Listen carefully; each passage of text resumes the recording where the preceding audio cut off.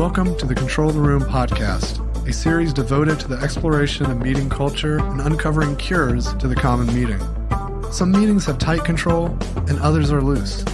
To control the room means achieving outcomes while striking a balance between imposing and removing structure, asserting and distributing power, leaning in and leaning out, all in the service of having a truly magical meeting. Thanks for listening. If you'd like to join us live for a session sometime, you can join our weekly Control the Room Facilitation Lab. It's a free event to meet fellow facilitators and explore new techniques so you can apply the things you learn in the podcast in real time with other facilitators. Sign up today at voltagecontrol.com/facilitation-lab. If you'd like to learn more about my book, Magical Meetings, you can download the Magical Meetings Quick Start Guide, a free PDF reference with some of the most important pieces of advice from the book. Download a copy today at magicalmeetings.com. Today, I'm with Alla Weinberg at Spoken Wheel, where she's the CEO and culture designer. She's also the author of A Culture of Safety, Building Work Environments Where People Can Think, Collaborate, and Innovate. Welcome to the show, Alla. Thank you so much for having me. So great to have you. So as usual, would love to get started by hearing a little bit about how you got your start in this work. It's been a windy road to get here. I started out as a UX designer, and I did that work for close to 15 years and got to a point where I started to feel unhappy in that career. And also I started pretty early on in the tech industry, in the UX design world in general, and was often the only woman working on projects and in the room. And it was a rough experience for me as a woman in tech and in design through all these years. And what I did, I reached a point in my life, I would say, kind of had a dark night of the soul where I just decided that the pain and the discomfort of change was not as bad as what I was feeling in my life and currently. And I went and I got coaching. And then from that, I started to really grow and understand myself and what I wanted out of my life and what worked for me. And that set me on the path to really find what impact I wanted to have in the world. And given my experiences in tech, even with as early as, just 3 years ago where I left my last full-time job, I really feel like I found my calling, what I'm supposed to do in the world, which is to rethink, redesign how people work together so that it's so much more humane, so that it's safer for everyone. And so we can be creative and do our best work, because that's what I've always wanted in my career as well. Amazing. I can totally relate to, being places where didn't fit in. Certainly probably nowhere near the intensity of being like the only woman somewhere. But certainly, we've all had our experiences where it's like, don't fit in or this seems dysfunctional and like, why is it this way? And certainly led me to be curious and try to find ways to bring people together in more meaningful ways and create better work. Yes. And I'm really curious about one thing, because we love change and helping people navigate change. And you mentioned the pain and discomfort of change, but then it seemed like that finding that coach was a pivotal moment. And I wanted to key in on a couple of things I noticed and see if I was correct in my hypothesis here. Sure. You mentioned impact, and perhaps the impact gave you purpose for the change. And then also talking with the coach gave you some clarity around identity, and the shift became less uncertain and there was less fear around it because you could almost like see yourself in this new way. Absolutely. I mean, a lot of what I did in coaching was envision the life and the future and the work that I want to be doing and getting clear on that, and then creating the plan to move towards it. And it was not a quick process. It took me a decade to truly find what was my work in the world, my world work. And And a lot of it was kind of using the design process in that, because I tried something and I learned from it. And I was like, no, not quite that. And I tried something else and I learned from it. And I was like, okay, getting closer, And so it just kept getting closer until, again, only a couple years ago, where I was like, oh, what I'm really want to talk about for years, like this is the thing I want to talk about for years and years now, is how do we create physical, emotional, and psychological safety in the workplace for everybody, for all human beings, for all bodies, for all abilities, so that we can come together as human beings and truly create something new. I mean, there was always uncertainty, but also a lot of learning along the way. There always is. And I think that hearing you talk about the kind of iterative nature to that process is really important, because so often people see some destination or some big change they want, and that can feel daunting just because it's like, where do you start? It's like, I always refer to it as trying to boil the ocean, right? It's like, well, maybe we should maybe do a little thing and see what we learn, because we might realize we need to shift course. And I was reading a book recently. The editor-in-chief of Entrepreneur Magazine, Jason Pfeiffer, just put out a book on change. He was referring to it as the zigzag innovation. It's like you're constantly zigging and zagging your way toward, I'm not even quite sure what it might be. Yeah. And I think for me, the biggest key to navigating that change in my life, and I truly, completely from the bottom up changed my life. I moved locations from the East Coast to the West Coast. I got a divorce. I got a new job. Everything changed. Is that a lot of it is knowing how to, and this is something I learned through my coaching and training I've taken, is learning how to emotionally regulate myself. So fear is going to come up. That's a natural human response to change. That's normal. But does it have to be in the driver's seat? It doesn't. It can be in the back and kind of a passenger, and letting me know that, hey, there's some things that are scary and I can acknowledge that, but still keep going. Still keep making the changes. That reminds me of the Ted Lasso quote where he said, someone told him, I can't control my emotions. And Ted responds, well, by all means, let them control you. I love Ted Lasso. So good. So good. Some more people need to pay attention to him and the lessons there. Yes. And a lot of it had to do with creating safety, and before that, instilling trust, right? And yes, it's something we talked about a little bit in the pre-show chat. Yes. And I think it's really important to understand the difference between safety and trust. So safety is actually a state of our nervous system. It's a neurobiological process that happens for human beings. Trust, on the other hand, is how we relate to each other. It's a way to have relationship. So I can trust you, maybe to complete your work and say you're going to do what you're going to do what you said you're going to do, and extend that trust to you. That's a way to relate to you. Safety is, I feel I can have vulnerability with you. I feel vulnerable. I can be vulnerable around you. I don't feel defensive. I don't feel shut down around you. And all of that is actually stemming from a biological process that is happening in my body versus a more emotional or even mental process, like extending trust to someone. Yeah, I always think of trust as somewhat utilitarian almost, right? Like it's like, hey, did they do their homework on time? Like, do I know that if they say they're going to do something, does it get done? Whereas to me, safety is more ephemeral, like can be lost at any point. We have to really be tender with it. We do. And the thing about safety is, because it's a state of our nervous system, it's not a permanent state. There's different states in our nervous system. The one is safety. We feel safe. So then we feel internally calm, relaxed. Our blood pressure's low. Our heartbeat's regular. Kind of all the functions are feeling at rest. But then there's two other states. There's mobilized, which is fight or flight. So now our heartbeat's beating really fast. Our adrenaline's rushing through our body. We're ready to do something. We're ready to move into action. Sometimes people will feel restless or anxious as a result of that. Mm-hmm. And then there's a third state, which is immobilized.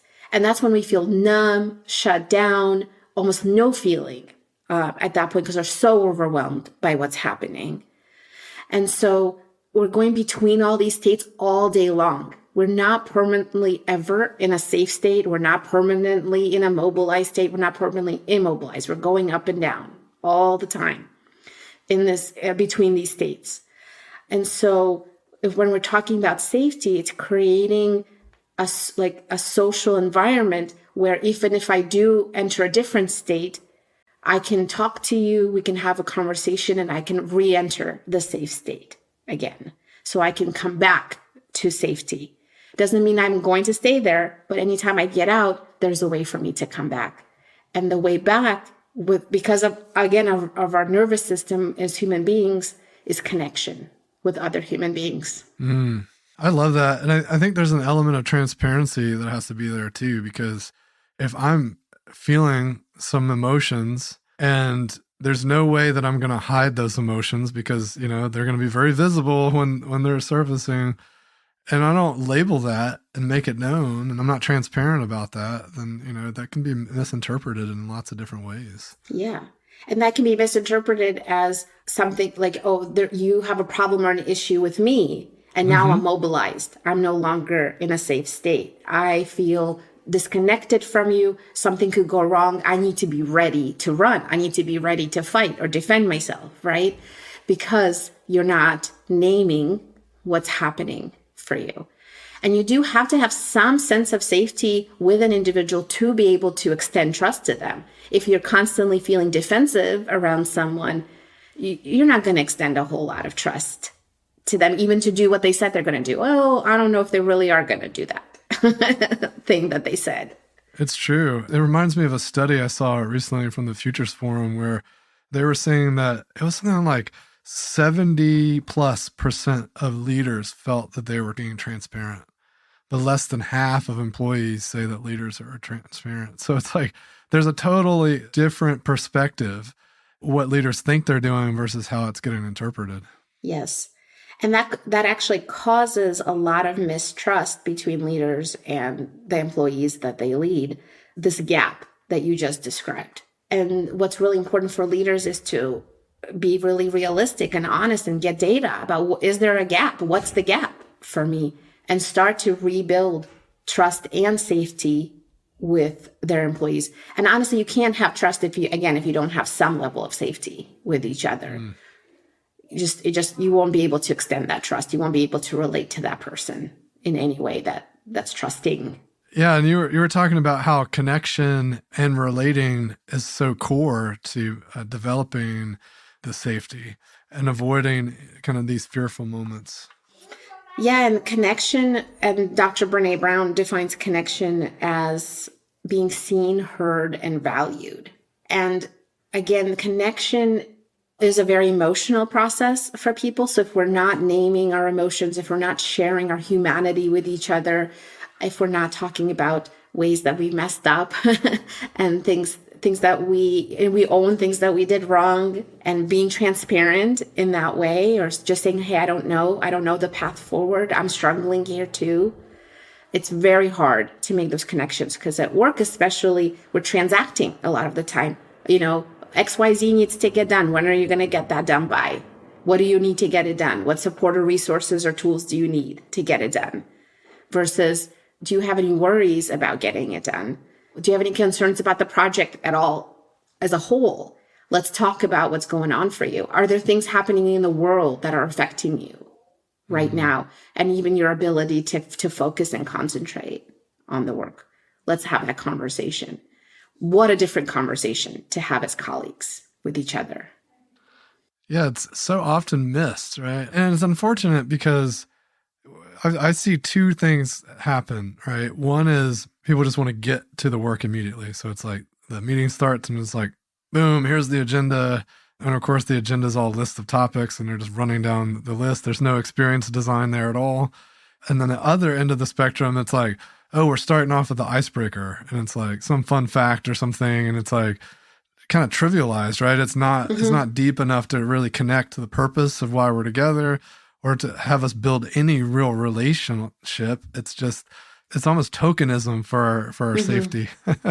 I agree. It's performative, right? Yeah. It's not, I deeply want to understand you as a human being, not just as this role that you're playing at work or what you can do. Those are very different things.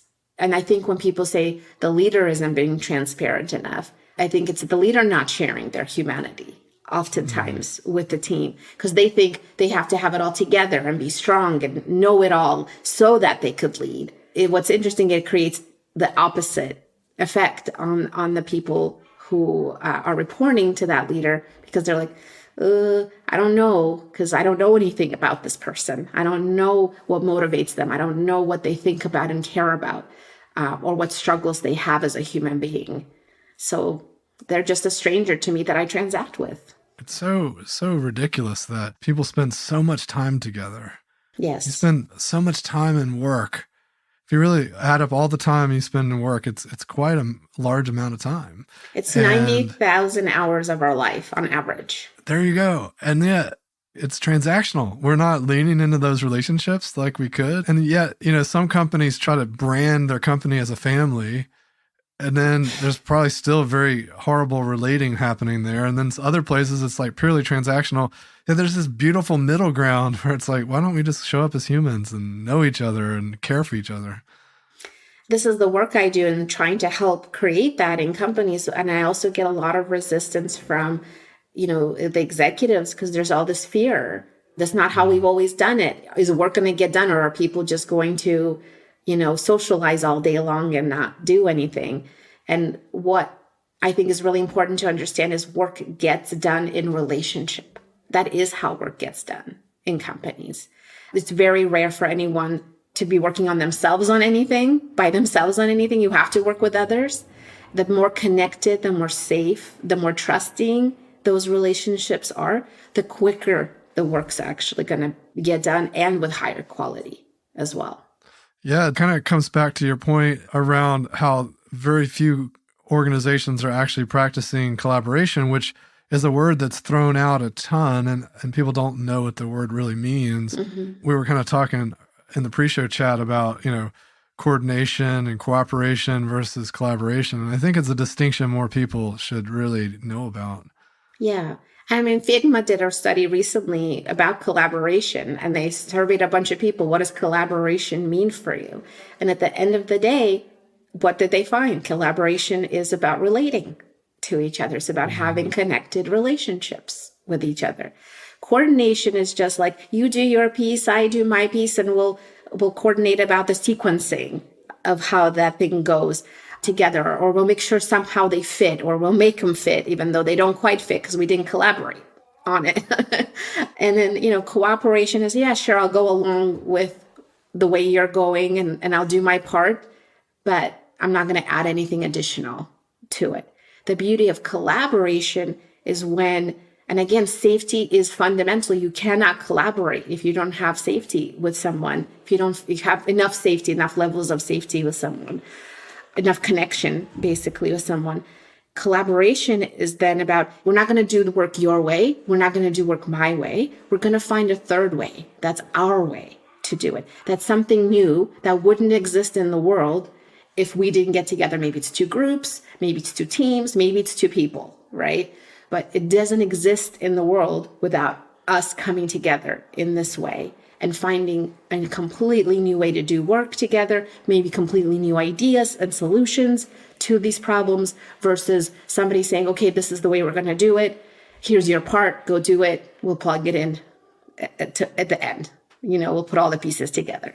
Yeah, I love that, because it transcends it's not about just like merging ideas, it's transcending the ideas. It's like you were saying, it's not the first way or the second way, but it's a third way. And I think that's really important, because when you look at coordination or cooperation, those kinds of things are more, we're just kind of integrating the things together. It's almost like a negotiation where they talk about never meet in the middle. It's like, it's a compromise where nobody's really happy with anything, right. Really, at the end.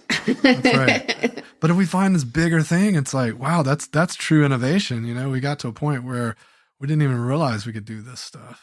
Exactly. Really quite cool. So the other thing that I was thinking about a little bit too was something we were kind of talking about a little bit on this pre-show chat, was this deficit of imagination. and how that is holding people back. I really believe there's a deficit in imagination regarding how people work together, what the world of work can look like. And we could see that with the pandemic and how everything was upended and people had to find new ways to work together. Even though prior to the pandemic, there was so much resistance to remote work, to even changing that small piece of it and say, no, we can't do that. We have to preserve the culture and people have to come into the office. And that was appended. And suddenly, hey, we did find a way to work remotely or hybrid or other ways. It just doesn't have to be the way it's always been. We can imagine completely new ways where we do collaborate, where there is safety, where work is humane or puts people first, not only profit first, right? And then I think that is an important exercise for people to do, not to just let's preserve what we can, even though the pandemic took some of it away, but really reimagine, how do we want to work together? What does that look like? And spend time envisioning a future where, in my mind, I really would want work. I imagine work to be a beloved community where you come in and you're accepted and you're part of a community and you're working together towards a larger purpose. Sure, that makes money. That's great. That's like fuel that perpetuates the purpose and the impact and creates greater impact. That's wonderful. I'm not against any of that, but that you come to work and you feel supported and truly loved, and you take that home and then you pour what you received onto your family and then onto your community. And I feel like then humanity at the end of the day is better. It's truly additive. It reminds me of, there's a reason why folks that do the work that you and I do and love are fans of improv and bring that into our work often, or at least admire it. And, it basically, collaboration at its core, it becomes yes-anding. And there's times where we might have to add some constraints and pull stuff back. But most of the time we're kind of elevating each other or the group and seeing where we go. And it also reminds me of even improv musicians. Mm-hmm. And if you look at what happens in the brain when musicians are playing written music versus improving, it unlocks levels of creativity that are aligned with language and sense making. It actually unlocks potential that's hard to tap into sometimes. 100%. And that's also my hope for the future. My vision for the future is that at work, we're able to, what you're speaking to is attune to each other. That's what the jazz musicians do, right? I'm tuning in to you and I'm yes-anding it and creating something new from it. I can't just go off on my own and do my own thing while you're doing yours, right? Then it doesn't actually work together. And so there's this real level of emotional, intellectual attunement to each other, which we as human beings are biologically wired to do. This is part of our survival. We have to be able to do this to survive with each other. That is key, but is completely missing from the way that we work right now. And that's because a lot of times emotions are, unprofessional at work, are considered unprofessional at work. I'll tell you that word professional, I think that's done a lot of disservice for a lot of people. Well, it's harmed a lot of people. Yeah. And, it's, to me, it's similar to we go into school, a lot of our creativity is beat out of us because, we're taught to pass the tests and everything has a right or wrong answer. And then you get into the workplace and it's an extension of that same stuff, right? It's there's a way to behave even. And gosh, if people only practiced and played more and you got into this mindset of just exploring more, then I think we'd find more enjoyable environments and we'd innovate more. 100%. And, when we have safety, what happens for us is we have access to the parts of our brain that can be creative because we're not in survival mode. But when we're mobilized or immobilized, but that's what our body is doing and saying there's fear here. I'm afraid something's going to happen. And so I need to be prepared and I need to survive. And so even neurologically, what happens is the parts of our brain that are creative, that are, thinking, that are language centered, that starts to get shut down a little bit, not completely, but it actually gets shut down so that you can run or you can fight or you can move your body. And so we don't have as much access to creativity, to innovation, to even seeing the broader picture. Like literally our peripheral vision will even narrow. We can't even see peripherally that well when we're in a mobilized or immobilized state, because our body's preparing to protect itself for survival. It's not then in a state of relaxation and creativity and openness and making new neural connections. All of that is cut off to help us survive. So we have to have that safety. We have to have that environment where, we're in that state that, our brain can start to create new neural pathways, new connections with each other, with things that we've experienced with other people, bring that in to create something new. That's the only way innovation is going to happen. I couldn't agree more. And, something that I personally witnessed is even in a culture where it's all acceptable and we're creating spaces for people to bring stuff in, there can still be moments where individuals are feeling afraid to share. Yeah. And people aren't sharing. The yes-anding can't happen. You imagine an improv skit or even improv musicians, the guitar player just kind of stops playing. And kind of like, it'll start to, everything will unravel, right? Even one person not showing up. And sometimes, and I would say this is a common cause, especially if the work has been done and you're building the culture, sometimes it's past experiences people are bringing in. That's 100%. Yeah. I mean, honestly, even from our childhood, were you allowed to express certain emotions, but not others, or not at all? Or what topics were you able to talk about, but others not? Just given your own family or cultural or societal experiences. Our brain, again, our whole system is meant to keep us alive. And so if those things, if fear starts to come up, and fear is the opposite of safety. If fear starts to come up, oh no, I don't know what's going to happen if I say something, then we're going to go into that immobilized state. That's that freeze response where I'm like, I can't, even if I wanted to say something, I can't physically say it. Or I go blank sometimes. Like that happens to me if I'm in a situation, even if I'm not, if I'm in a meeting and even if it's not directed at me, but some other colleagues are really having kind of a fight with each other, it's getting pretty loud, I get triggered and I blank out. I don't even know what to say. Truly, I don't know what to say at that point. My body's like, play dead.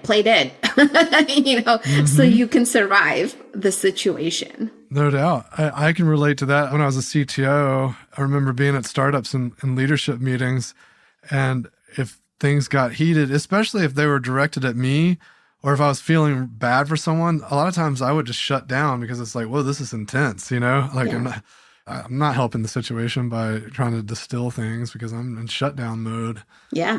And shutdown is that immobilized state, right? So you're definitely not feeling safe at that point. And like, oh, I don't even know what to say anymore. Just get through it. Just survive this meeting. It's just hunker down. Hunker down. Survive the meeting. I was thinking about the folks that come in with those prior, scars. And something that's worked for me is anytime they do share, or I get them to share early, the ugly baby, as I think I was mentioning in the pre-show chat, making sure that to really point out what was good about it, even though there might be things we need to address or we need to kind of improve on. And also, oftentimes, there might be something that was shared that's not useful now, but there might be some other future use for it. So pointing those things out and really reinforcing the good work and the progress that's been made can really just start to make people feel comfortable that, oh, wow, there's benefit to getting this out early. Yeah. Or even just saying, I'm glad we figured this out now can be a great way to celebrate it versus it feeling like, oh, this is not good. Yeah.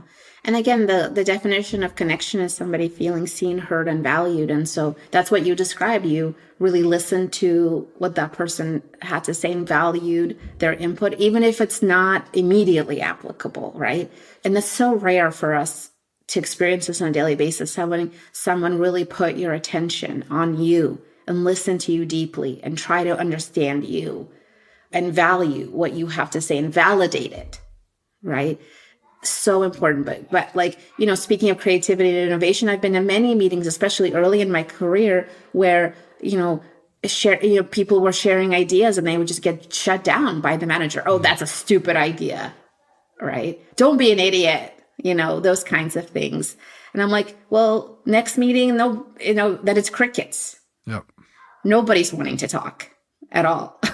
Yeah, it doesn't create an atmosphere for growth. No. You mentioned that a lot of these scars or these behaviors even rooted in childhood, and it reminded me of how as facilitators and leaders, questions are some of our most powerful tools. Yet why can be so disruptive of a question. And a lot of it's rooted in, as children, we were constantly asked, well, why did you do that?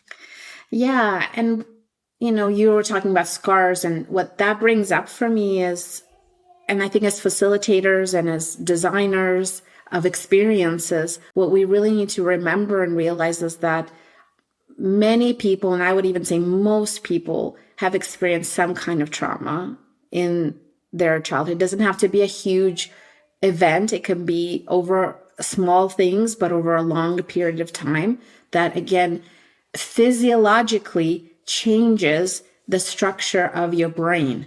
Okay, it actually changes the way your brain is formed.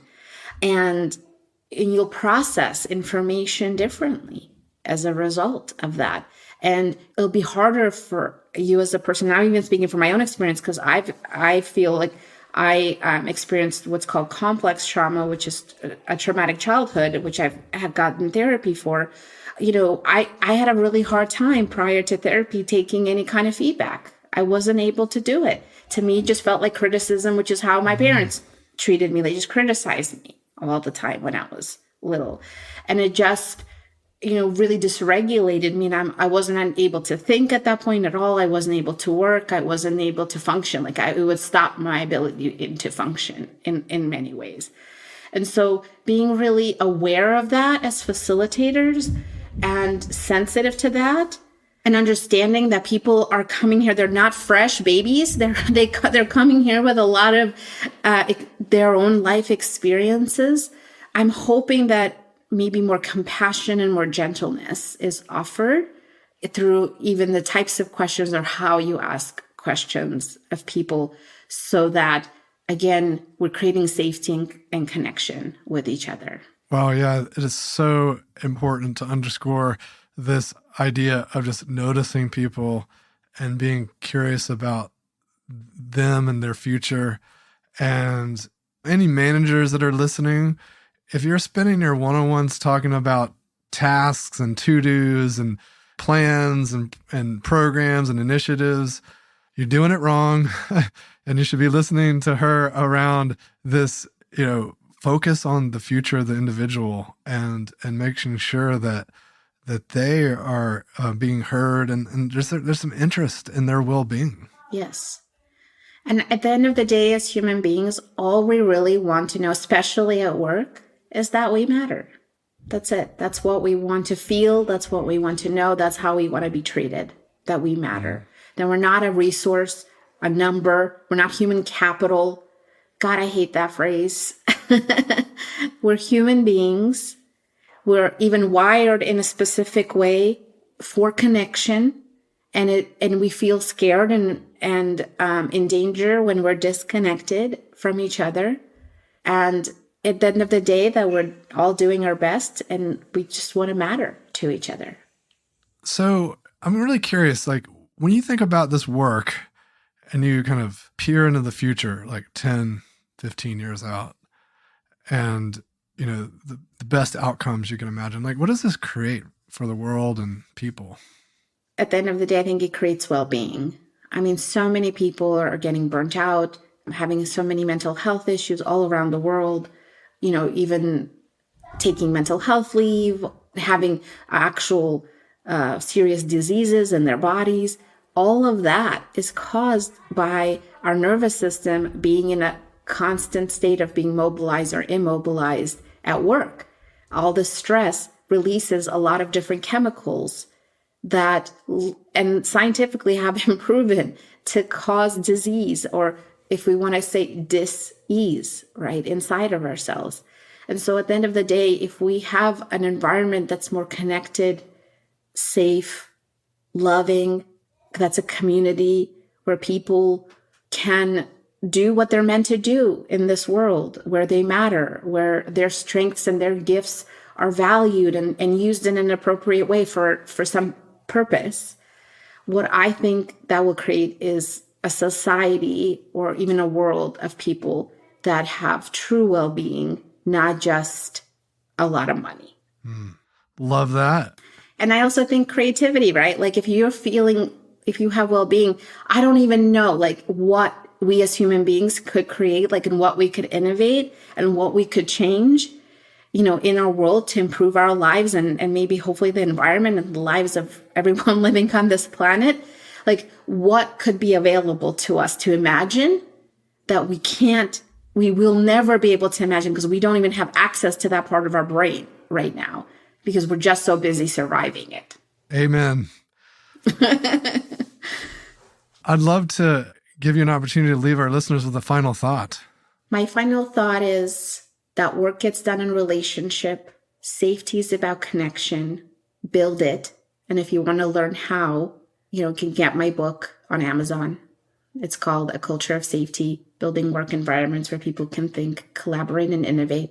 And you can even get a free digital version of the book on my website, spokeandwheel.co.co. And we'll get those links in the show notes too, so folks can easily get that and click on them.